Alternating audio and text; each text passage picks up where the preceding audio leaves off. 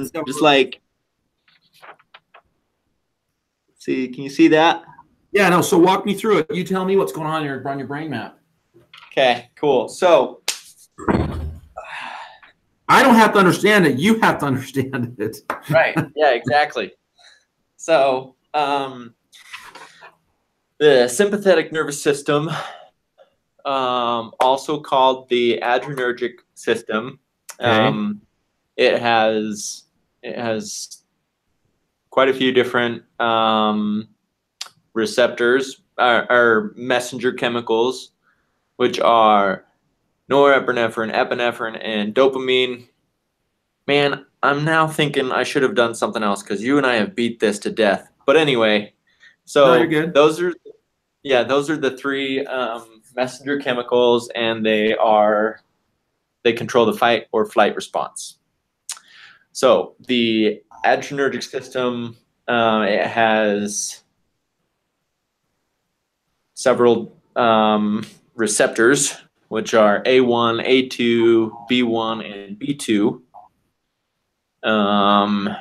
And so A1 constricts blood vessels. It constricts the iris so that the pupil dilates. And when the blood vessels constrict, it raises blood pressure. And then it constricts the bladder so you can't pee, and it constricts the colon so you can't poo-poo. And true. It makes it difficult to poo-poo. Yes. And then so A2 regulates A1 pretty much. Yeah, it's the sheriff, right? Yeah, it's the sheriff. So B1 goes with the heart, so beats. It increases the beat rate, the heartbeat. Yeah, so heart rate and blood pressure, right? Heart rate. And then respiration. Those are the three things that kind of go together. And blood pressure, yeah. And then B2 goes with the lungs, and it dilates the bronchioles so that you're able to breathe better. And then the dopamine acts on the kidneys, dilates the arteries in the kidneys so that the kidney cells don't die. Yep. Bam. That was sympathetic nervous system as far as I got. Okay, no, that sounds pretty good. So the question is do you understand it?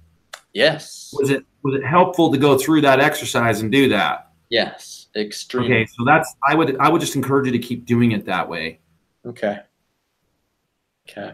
But that sounded really consistent. Like it sounds like you have a stronger understanding of it now, and that's the most important thing.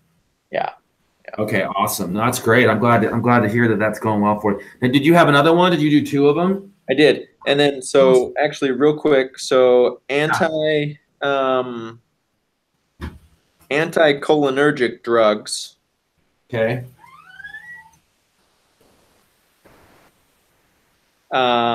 Act like the adrenergic system.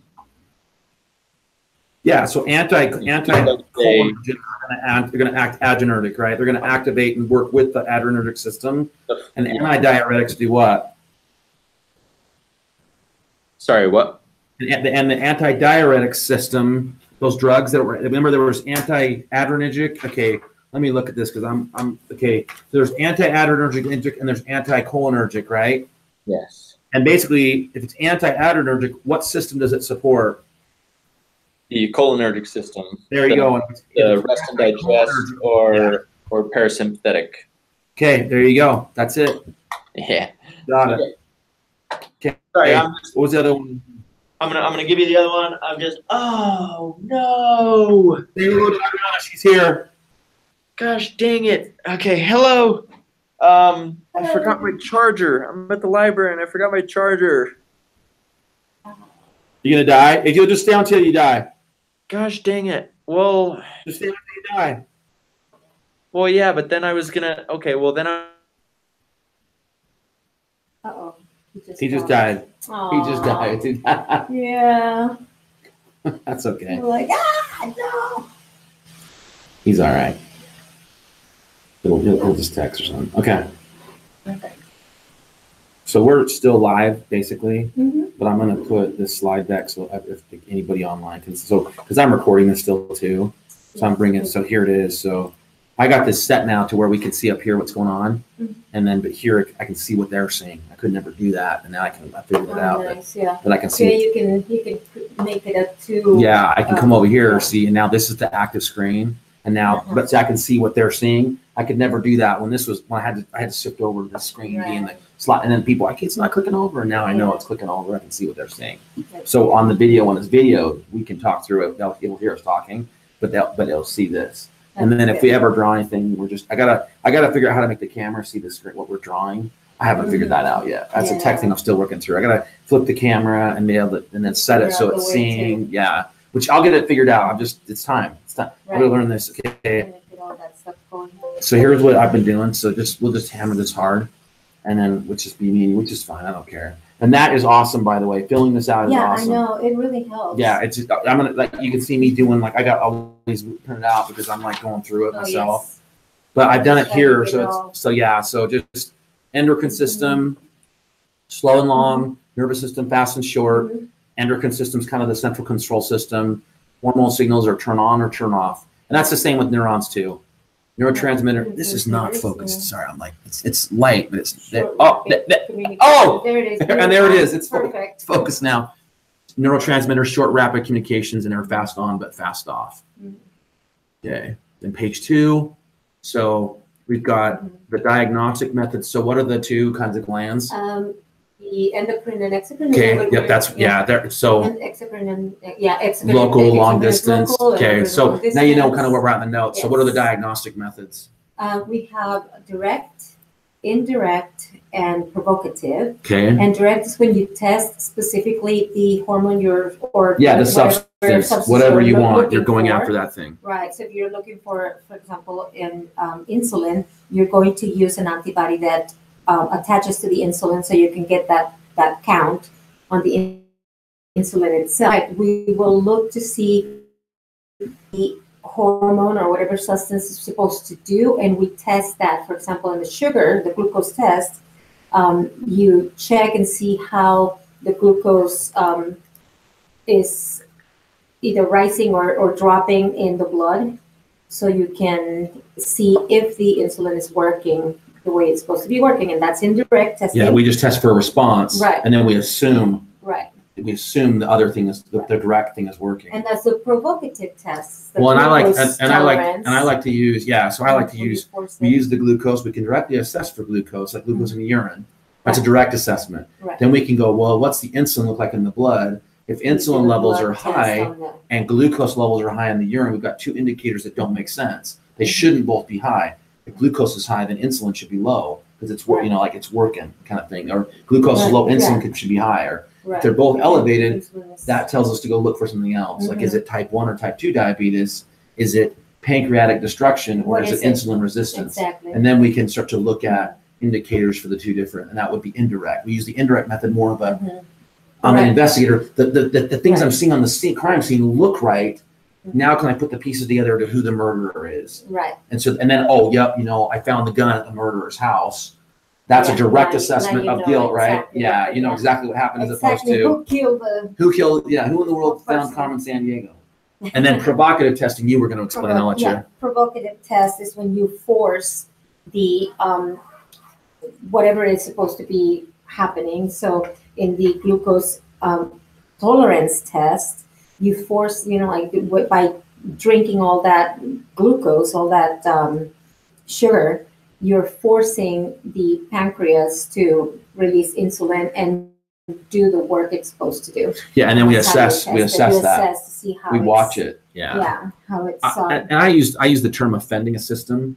We offend a system, because we can do a max oxygen consumption test on a treadmill with a respirator. People run and we elevate grade. We make resistance harder, and we watch oxygen uptake in the tissues go up because they're working harder, and we push them to their max. Well, you're offending their organs when you do That's that. You're true, you're causing them to go as hard as they can. So you offend the organs, right? So, and it's kind of like if you say offending or provoke, it's like the same thing. Yeah, exactly. You're provoking someone. You're like, hey, what's up with you, dude? You're poking them. Yeah, you're offending them to get them to do something. Yeah, exactly. It's like watching your kids in the back of the car, right? When you're driving somewhere. Yeah, it's like, They're provoking each other or he's offending touching each me. other. Yeah. Okay, got it. And then the effects of age on hormones. It's decreased. Well, first of all, that just with age is going to decrease the number or the level of hormones that you're producing. Then we also have maybe damage to the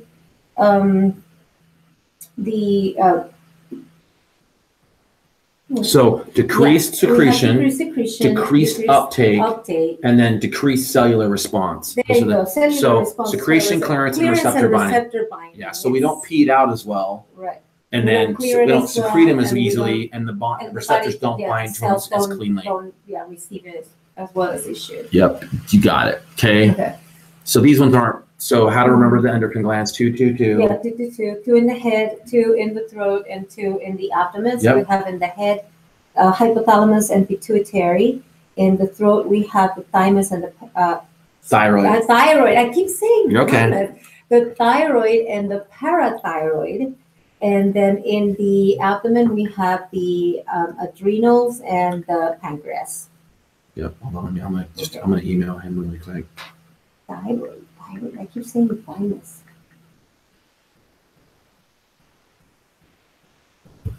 No, I found with Addison and with Tanner, they work a lot better with brain mapping, with putting a concept and then drawing the lines and putting that concept. So I'm kind of pushing them. So if they're with us and I push to do that, which I don't know about you, that helps me too. I mean, any way that I see something different is going to help. Yeah, it's going to make it easier to remember. So just so you know, if you see me pushing them a certain way, you know why I'm doing it. Because I said, you're going to do 2 concepts tonight. When we got done last night, I made him do 2 brain maps on his own. And then I said, you have to show me tomorrow your 2 brain maps. So you 2 choose 2 concepts from the notes and develop them with a brain map and then walk me through your brain map. Right. Then he'll remember it, which is awesome. And that helps me too. Them because they think it through. It forces them to sit down. And then they explain it, and that will also help them. Okay, so the way to remember these, what they do is hypothalamus is control center. Pituitary, they call it the master gland. I also use the word distribution center. Right. It's getting signals from the hypothalamus, and then it's choosing, hey, I'm Amazon, and you bought a DVD player, and I bought a drone. And the pituitary takes our orders from the computer, from the control center, and says, hey, box this thing up and send it to him, box this thing up and send it to her. That's a great, pituitary does it. That's kind of what it does. Then thyroid, the major thing it does, metabolism regulator, parathyroid, calcium control, adrenals, fight and flight, and rest and digest, and then pancreas and diabetes. Yeah, pancreas is just it's more of a metabolism. Yeah, it's more of a with the pituitary, but it does it. The damage is diabetes related. Okay. Big issue. And then the hypothalamus gland, just a quick review, it's releasing and inhibiting hormones. That's what it does. Right. And they're called releasing or inhibiting hormones. Yeah. Because they're telling the pituitary to either release or inhibit a certain. Yeah. And that's its major on and off switch. That's our on and off. Yep. What it does, either on or off.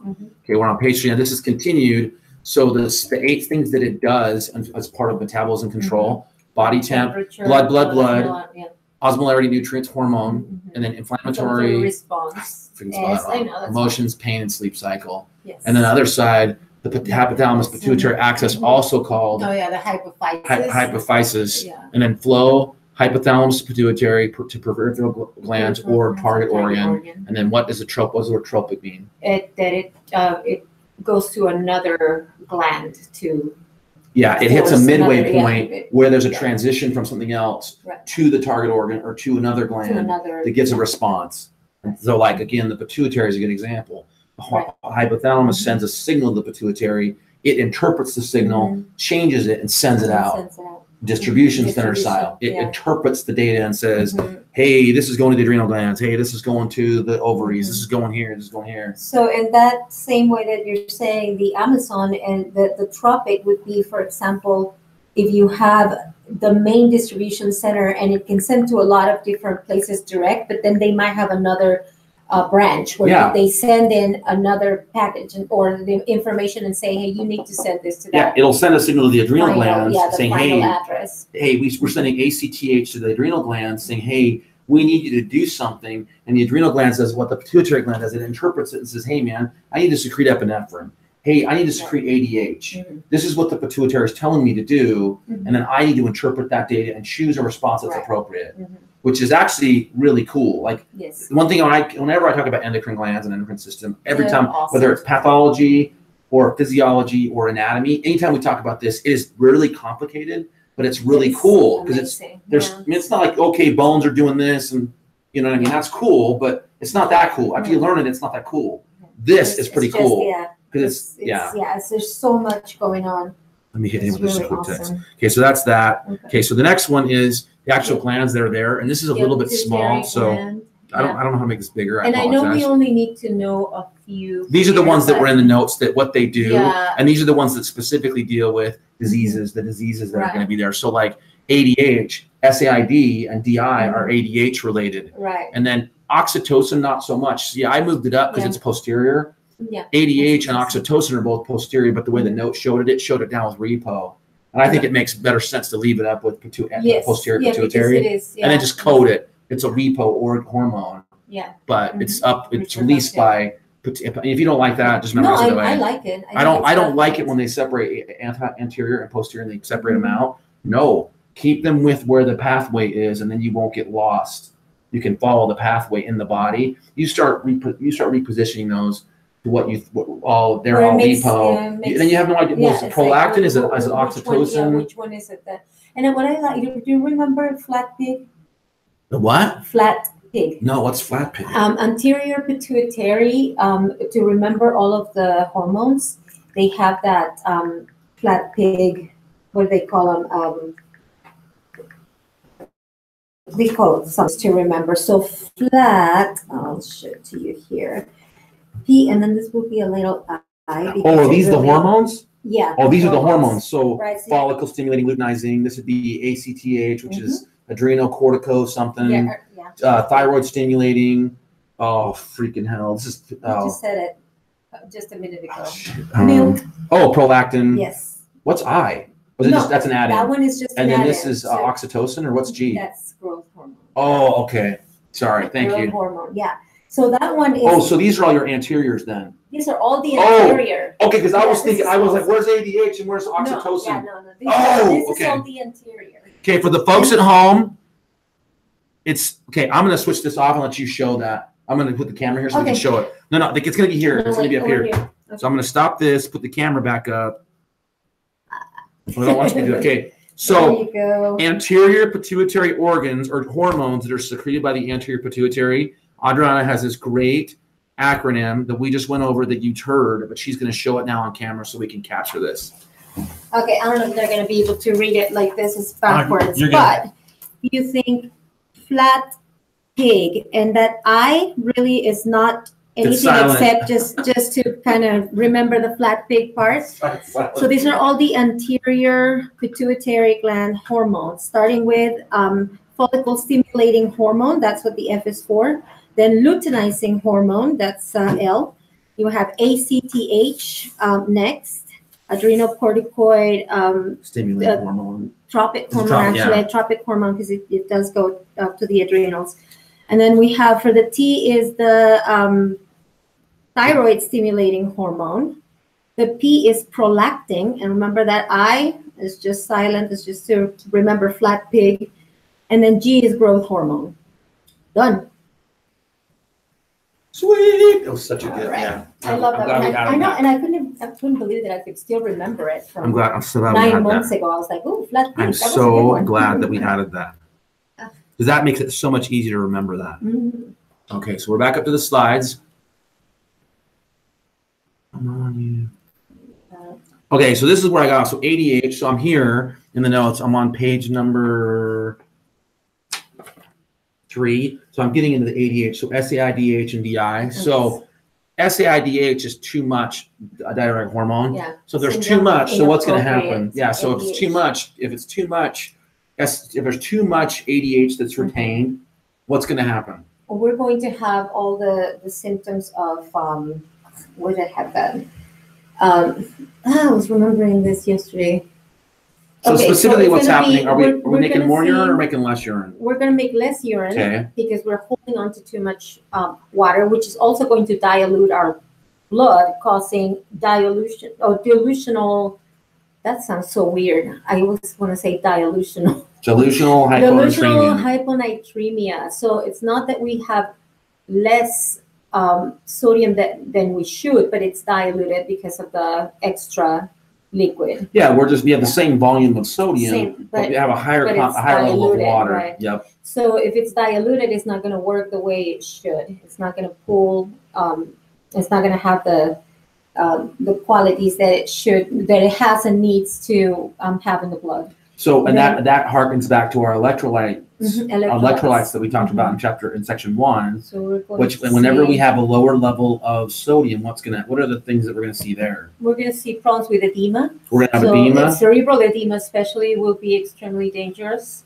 So And- LOC changes is going to be a yeah, huge one. changes of level of consciousness, seizures, and coma if it's terribly bad, right? Mm-hmm. Yep, it's cerebral. Dulled consciousness, yeah. And then, Yeah. so our actual electrolyte levels for sodium should be what? 135 to 135 to 145. So if we have hyponatremia, it's going to be lower than 135. Right. Hypernatremia is going to be higher than 145.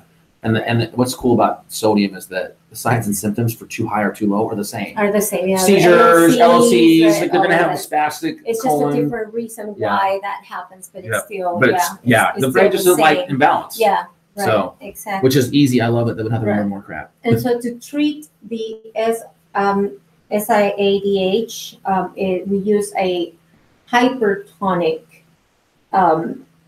solution because we want to pull that water back into the veins, because we want to make sure that we're going to reduce the edema in the brain, and we don't want to have all that water in the brain. Yep. Okay. So then for DI, so And for DI, diabetic, so diabetes insipidus. Diabetes insipidus. We're going to have, and this one is the one that's autoimmune, right?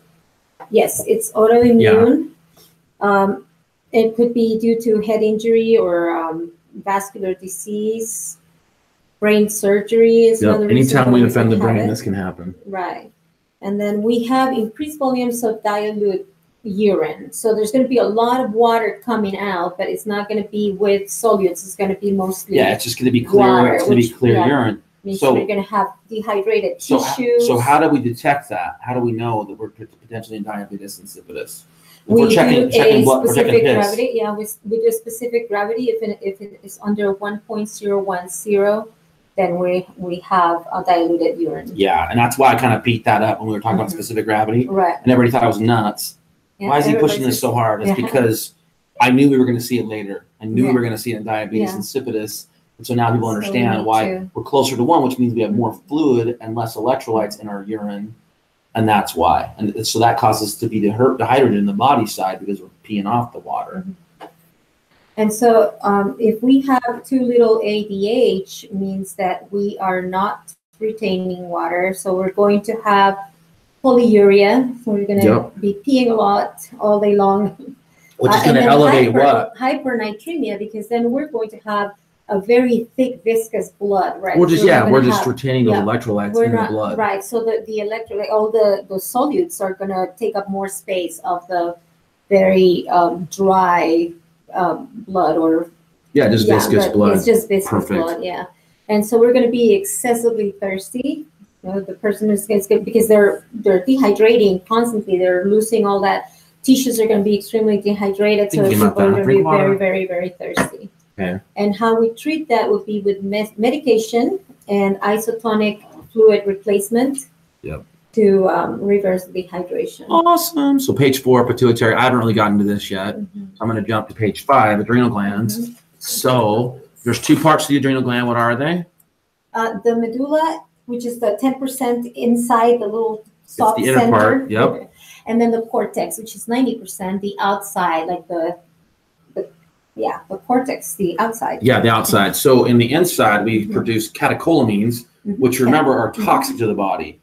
Yes. The body doesn't like them. And that wasn't in the note. She just said that. Right. And so I added it here so we remember that Mhm. we need them, but we only need them. Epinephrine and norepinephrine. But we want to get them out as quick as we can too. Right, and They're because they're meant to be there only for fight or flight. Yeah, they're meant to be a quick, burst of energy and something that you need to survive in a bad situation, but you don't want them there all the time. So the key thing here, though, is that the medulla with inner portion, I have no idea how they know this, but it just says that it's non-essential to the body. So that if we lose the inner portion, at our nervous cells, there are certain nervous cells that do create epinephrine and norepinephrine. We don't lose that response with chemicals, like with those hormones. Mm-hmm. But again, if you lose the inner portion, it's going to affect the outer portion. So I don't even know. Mm-hmm. You know what I mean? Like, okay, yeah, great, but there's some monkey somewhere that took the adrenal medulla out, and the cortex was still there. I don't know how they did that, but they figured it out. If somebody had some sort of damage to the medulla, like a tumor some weird, or something, or necrosis that killed the medulla, but the cortex stayed in place. Working. Yeah.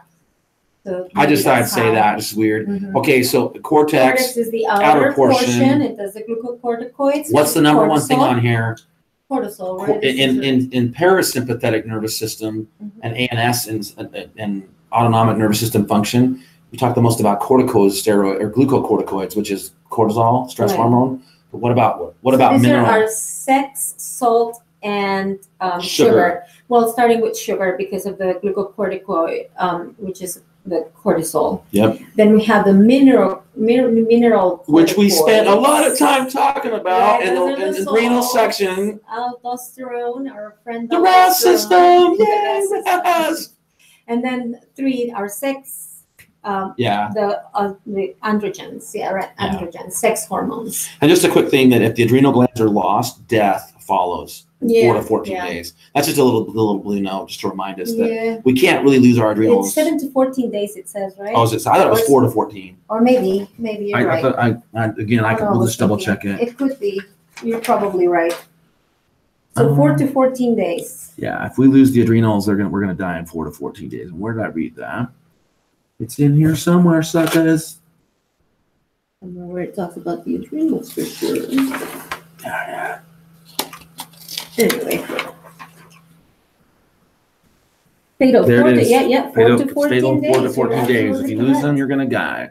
Which makes sense because if we lose the kidneys, it's probably the same thing. Mm-hmm. It's very similar. Okay, moving right along.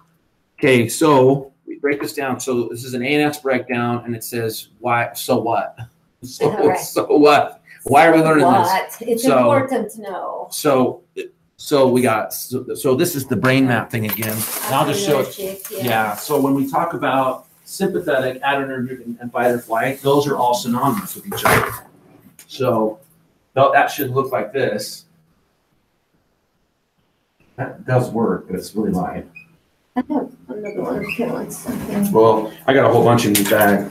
I got these ones that remember how they have the. Oh yeah. They have that you can see if they're going running out.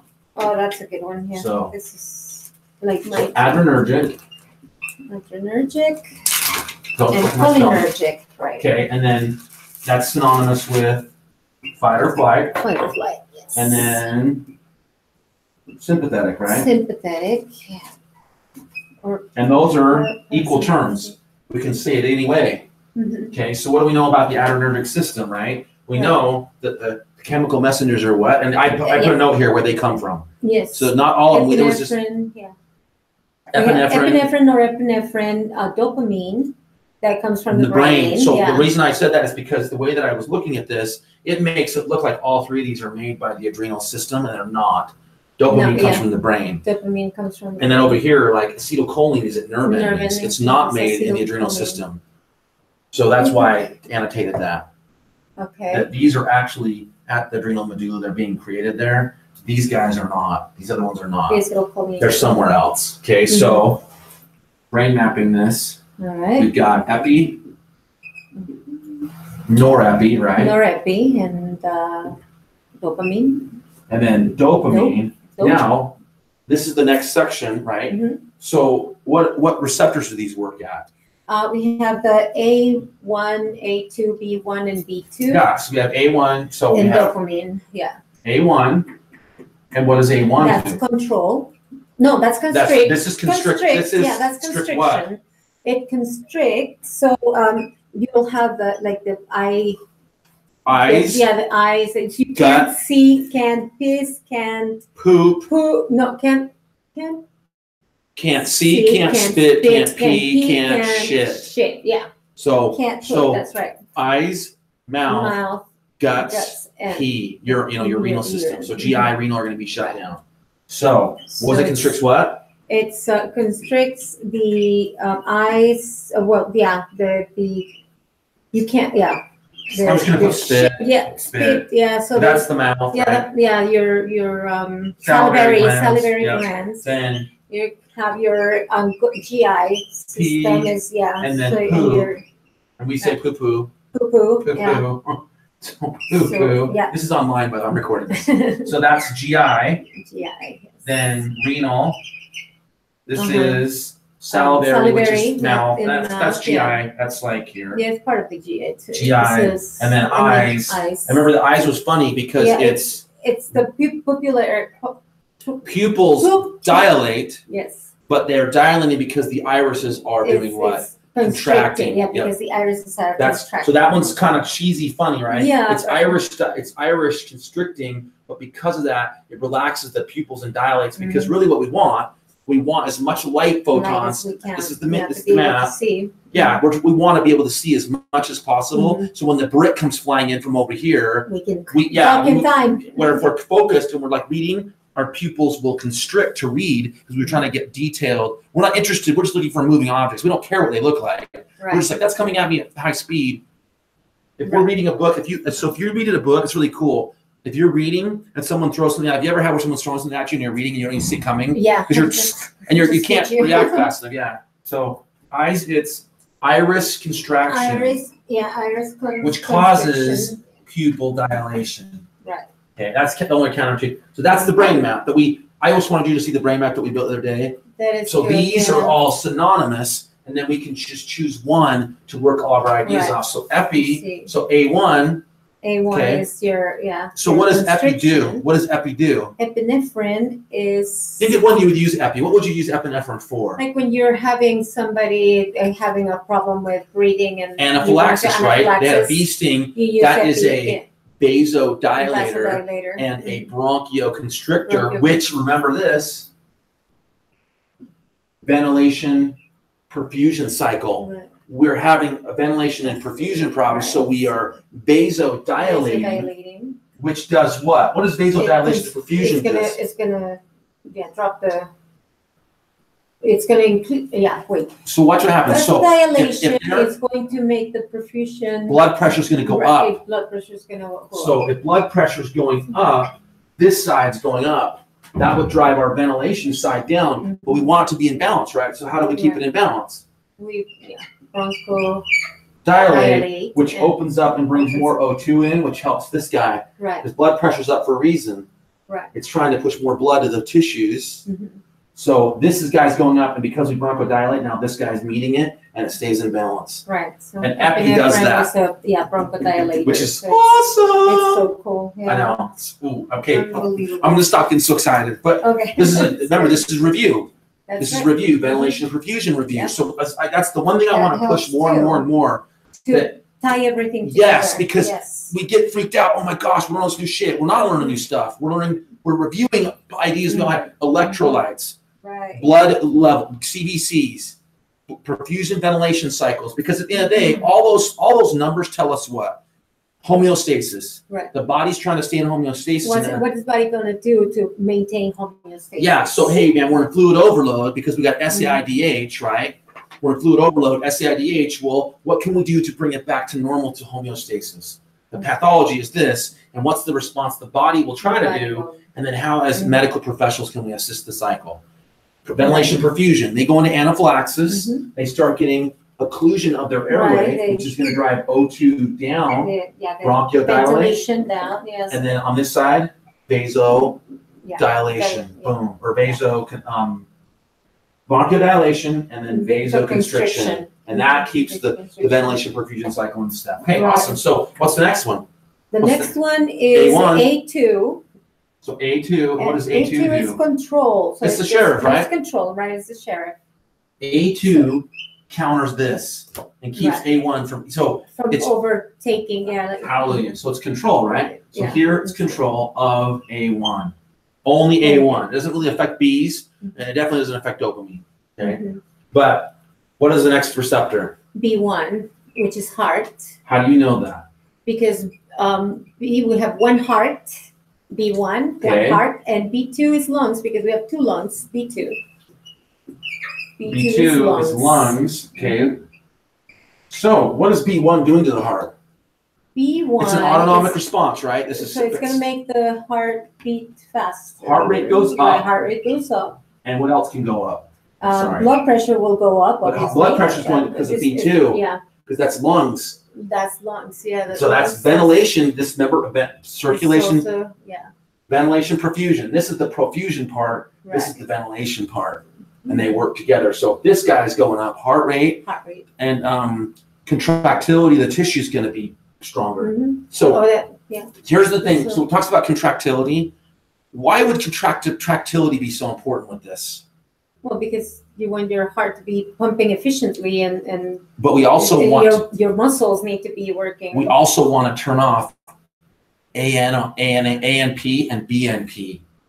We want to turn off those nutritic Natriuretic protein peptides, because yeah. those do what to heart rate and blood They pressure? will drop, drive it down. They'll drop down the. We're fighting the bear right Right. now. We don't want to do We don't that. wanna So when do we relax the contractility, we're telling the heart through B1, it's okay right now. Don't resist the contractility. We want the heart to be completely loaded with blood Mhm. and to pump. Right. So we're shutting. I wanted to Very look you in the eye important. sockets and tell you it's ANP and BNP that the contractility is shutting that off. It's telling it normally it's going to release ANP, BNP. Hey, start. To say, We're bleeding too hard. Slow down. But right now it's like don't be at 200 beats a minute, no problem. Yeah. That's wonderful, right? We need that right We now. need it right now. We So need it to survive. I just wanted that's not in our notes, but that's that second order thinking that when contractility is being shut down, we're telling the heart, hey, it's okay to be contracted at higher loads. Yes. It's shutting the ANP, BN off. Stretch here. So when our parasympathetics, when we go to rest and digest, we're going to shut this one off, and it's going to tell the contractility. Now it's not okay. Mhm. Release ANP, BNP. Now you can relax, drop the blood pressure, etc. Yeah, bring that down. Shut RAS off. Mm-hmm. Shut RAS off. Right. Turn on ANP, BNP, and start to bring our blood pressure and heart rate down. Right. Dude, That's awesome. Dude, this analogy is so cool. Okay, I'm done. Sorry, I got excited. That's on the end. No, it's really awesome. Okay, so heart goes heart rate goes up, and then contractility goes up. Is that it's Yes. okay? B2 is the lungs, and we said, what does that do? And for the lungs, it's going to be the breathing, so ventilation, perfusion. We're going to raise the blood pressure. Yep. Because Okay. we're going to need all that oxygen for the muscles to fight that bear. We And want for to the keep heart, perfusion and ventilation balanced, even in fight or flight. Even in fire. So what does dopamine do? Dopamine is a dilator of the arteries for the kidneys. Kidney. What does it counter? It counters A1. A1, yeah. It counters A1, but locally counters it where? Mhm. In At the the kidneys. right at the kidneys. Counters just that one Mhm. and says, hey, if we go a half an hour or more with these constricted, we're going to We're die. gonna die, and we don't want to. After the gunfight's over, Mhm. we won the gunfight, and then our kidneys are destroyed and we died. Yeah. Dopamine says, hey, that's not cool. And oh, Yeah. by the way, it's gonna control it and to get the blood pressure up, heart rate and blood pressure up, renin is yeah, working. we're gonna need that. Can renin be released? The kidneys aren't getting any blood. Mm, So dopamine does that Yeah. too. That's awesome. Sweet. There's the brain map. That is awesome. See how we developed Mhm. 2 or 3 different ideas right at the same time. This is my Right. shiz. That's your shiz. That's fine. You can use No, it. I mean I got one too, so I just want to get them. But yours is nicer than mine. That's Okay. fine. Just use it. Okay. Yes. So we got that all developed. So guess what we have? Yes. That's what we don't have to do now. We don't have to look at the next slide in my thing Oh, nice. because this is all that next slide. So we used a brain map to do it all, but we brought in perfusion, ventilation. We brought in electrolytes. We brought in RAS. We brought in Renin, aldosterone, ANP, ANP, and BNP, BNP. which we doesn't normally talk about. Right. We're telling it, hey, contractility is up. That's okay right now. Mhm. Don't be secreting stuff that tells me to bring that down. Yay. Okay.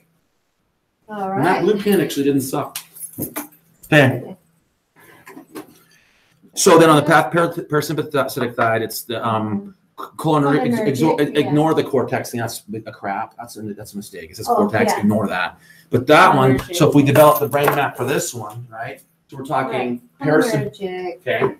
Colon cholinergic. and urine. Right, is the main, and then we have 3 that are equal. They're equal, right? Rest and digest, right, and parasympathetic.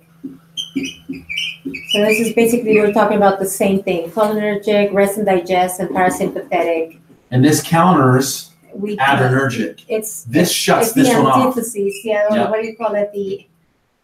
There's antagonist and protagonist. Yeah. This is the antagonist to each other. This is the antagonist. When this one's on, this one's off.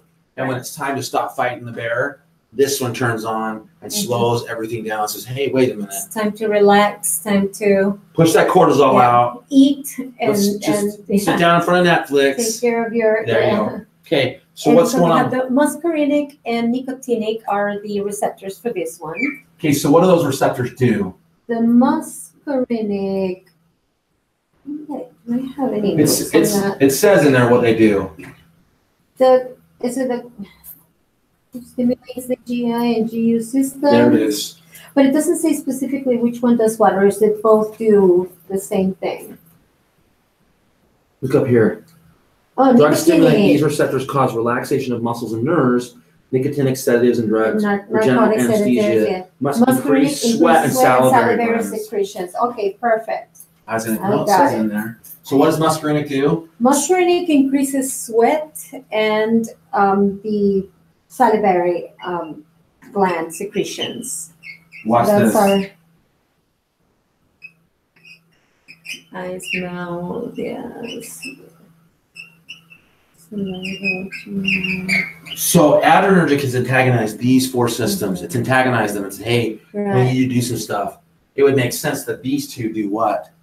They are shutting these off. Right. So we found that muscarinic's doing what? Muscarinic is just increasing sweat and the salivary gland secretion. So we have the salivary, which is the. So we've covered that one. Spit, right? Yeah, we can now spit again, or the first process of eating is chewing food and salivary amylase. Right. So we've turned that system back on and said, hey, it's okay to eat and digest food. So salivary is turned on by muscarinic. And then we have the increase in sweat as well. Okay.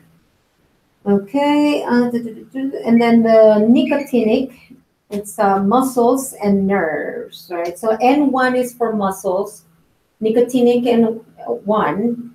And so nicotinic is going to be turning on these 3. It's going to be the eyes and because these are all muscle. Like remember how we said iris contraction? And the nerves as well, because nicotinic N2 is nerves. Yep. So what I'm saying though is these ones here are all controlled by smooth muscle. Right. Salivary, muscarinic's turning that on. And then I bet you $10 that because salivary started by muscarinic, this one's balanced between nicotinic and muscarinic receptors. Because if it's turning salivary back on, wouldn't it make sense it's turning some of the GI back on? GI is going to turn back on. I bet you $10 that there are muscarinic receptors at the small intestine, at the pancreas, at the liver that aren't relaxing the muscles that really getting blood back to it, but they're telling those sites in those organs, hey, gallbladder, get ready to release some bile. Hey, liver, get ready to start producing bile again. Hey, pancreas, get ready to produce bile salts and the pancreatic juices and get ready to turn that back on. Hey, pancreas, we might need some insulin here pretty soon. And then the nicotinic turns the blood back on, and now they have a supply of oxygenated blood to do their jobs. Yeah. So wake up and do all your job again. Yeah, wake up and do your job, and then here's the blood supply from the nicotinic receptors. See, Colin, you can start your peristalsis again. Yeah, you can pee and poop again because you're going to get a load of food here pretty soon. Yeah, it's time to start clean out. So does that make sense? So so these guys, bam. So this guy, there's probably receptors of both on all these. Yes. But this isn't easy to remember what they do because instead of trying to just remember them, we've activated these systems for fight or flight. Something's got to turn them off. Right. These 2 share the responsibility that draw them back. In addition to A2. The antagonist too. A2 is probably antagonized by this, and A2 is probably saying, hey, pump up A2 in the adrenergic system to tell A1, stop doing what the hell you're doing. So these guys probably antagonize that too. Dude, awesome. that's so cool. So what I'm saying is, how much easier to remember these if you remember that? One's turning it on and one's turning it off. Turning Well, it we off, remember yeah. that these are the ones that are being turned on. These two have to work to shut them down. Turn them down. So we're not going to remember as much Yeah, weird shut them crap. down. Okay. All right. That's a good review of. So And now, then just knowing that the anti-adrenergic drugs are going to work like the cholinergic so system. anti-adrenergic means Anti-adrenergic is against to counter it, to counter that. So it's just like the cholinergic or parasympathetic or rest and digest. So remember this thing, AD versus ABCD of hypotension or hypertension. Hypertension. We learned some drugs, right? Right. The ACE inhibitors,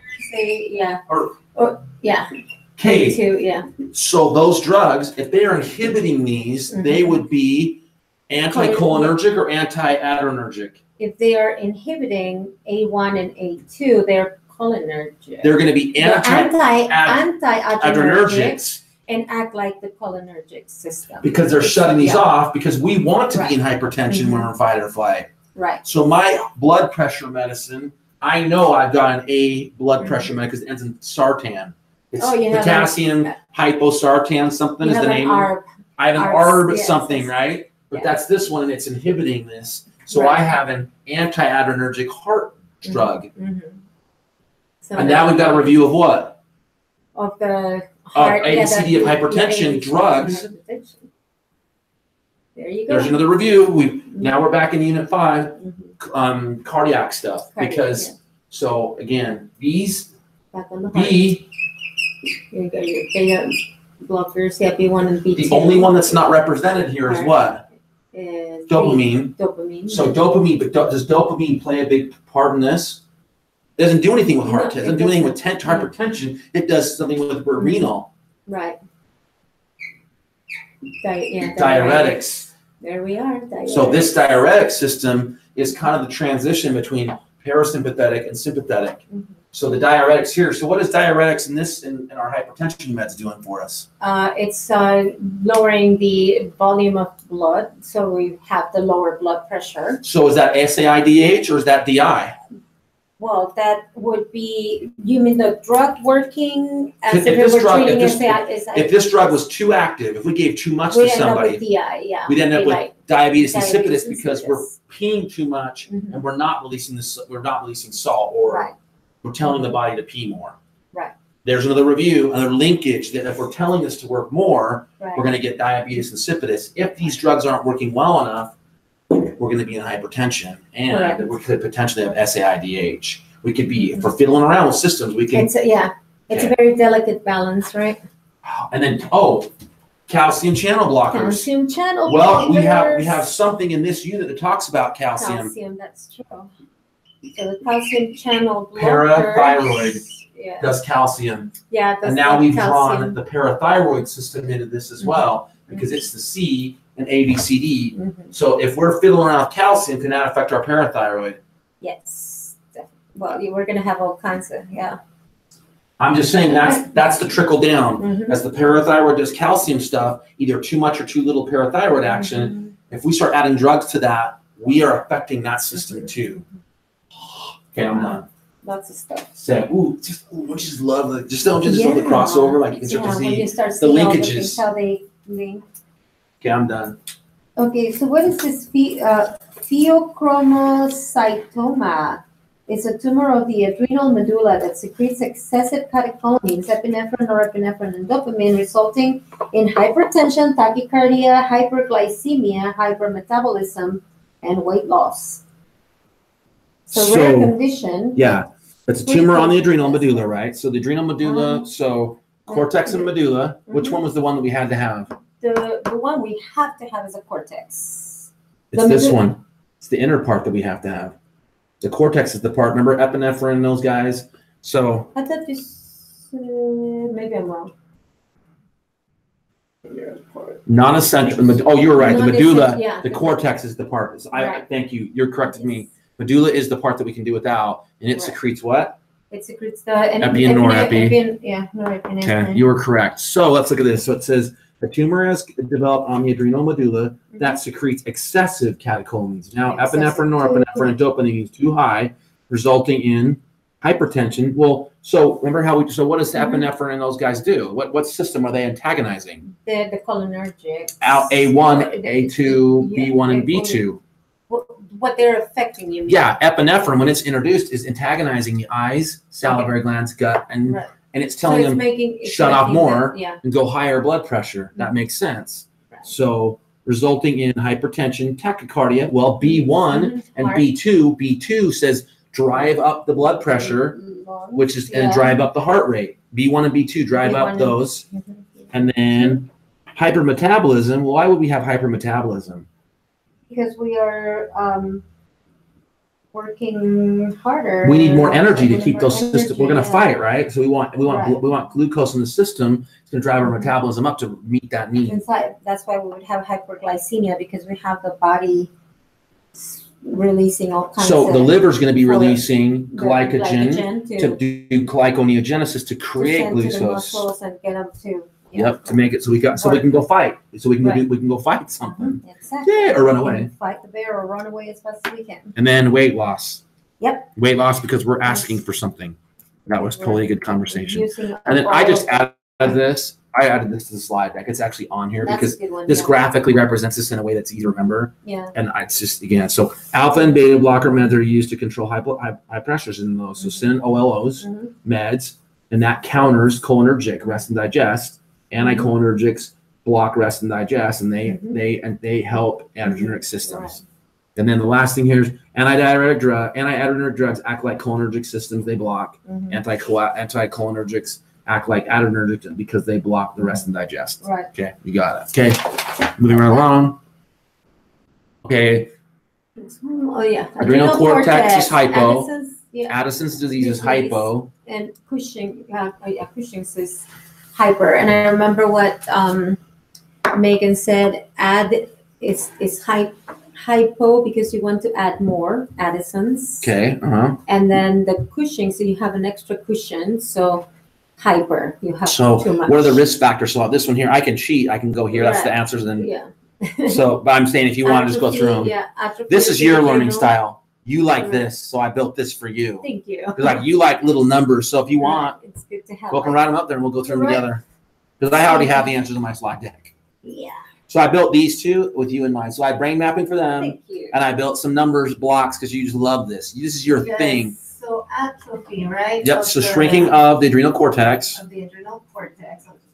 Yeah, and then. Then the other one is. It's an infection. Oh yeah, fungal infection. This one's weird because it's like doesn't make any sense why a fungal infection would do this on your adrenal cortex. Thank you. So I'm not the only one who thinks that because I was like, that is really odd.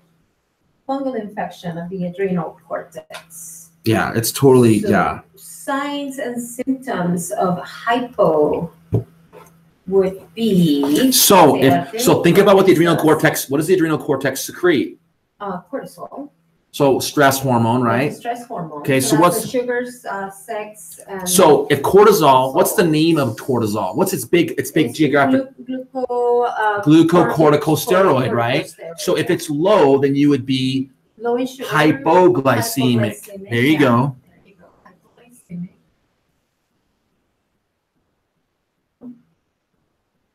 Okay. And then hyponatremia is right there too because. Yep, hyponatremia. Okay. What else with? So hypotension, we're gonna have low blood pressure because we're and that's for many reasons, but because we have hyponatremia, hypoglycemia, we don't have we don't have electrolytes. Yeah, we don't have the sodium. And then remember, the size of glucose molecules is large. If they're not present in the plasma, then there's no large molecules by gravity to pull water back in the blood system. Right. And if salt's not there, we don't have the chemical. Edema is one of these here that we would have. Edema. So it was hypotension, signs of dehydration, and weight loss. Yeah, dehydration. Edema actually wasn't one of them. Dehydration, weight loss. Yeah, weight loss was one of them. And what was the other? Hypotension. Well, hypotensive we put up here. No, Is that the same thing? Okay, so I'm sorry, under hypoglycemia, it's decreased tolerance to stress. Sorry. Oh, decreased tolerance. Sorry, Yes, sometimes it's hard to makes see these sense. stupid little words. So hypoglycemia and then decreased tolerance to stress. Tolerance, that makes tolerance. And then total sense. I'm losing my mind. And then hyponatremia is hypotension, signs of dehydration, and weight Yes. loss. Yes, that makes And then the last part is what?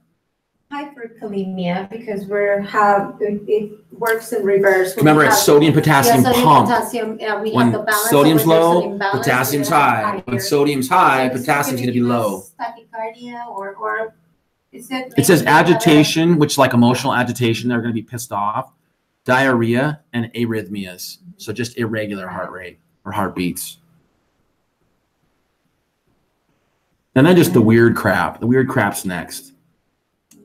This is like, I call these last three just weird symptoms. Like, they're just weird. Weird as in decreased libido, loss of pubic hair, bronze skin pigmentation. Those are Those really are weird. odd. Yeah, they're just, I just call them the weird category because they're not electrolyte based, they're not hypotension, Right. they're not alpha beta receptor based. They're just weird. They're just, okay, I just remember those because they're just weird. Yeah, they're just strange. Okay. Like that bronze tint. So that's 5, 6, and 7. So Yeah. 5, 6, and 7 is decreased libido, loss of pubic and axillary hair, and then bronze-like skin pigmentation. That's 5, 6, and 7. So don't want to have sex. No sex. I just put no sex. Bronze skin. Oh, sorry, we're being too loud. Sorry. Did you think it would be time already? I don't even know what time. Can she Can get it? I get it instead of to just We're gonna finish at 3, but I don't know what time did I come in. Let me go double check. Give me just a moment. But if so, there's someone waiting for the. Are all 3 rooms full? Yeah. Why are you shitting me? But let me check. Okay, yeah, no, thank you.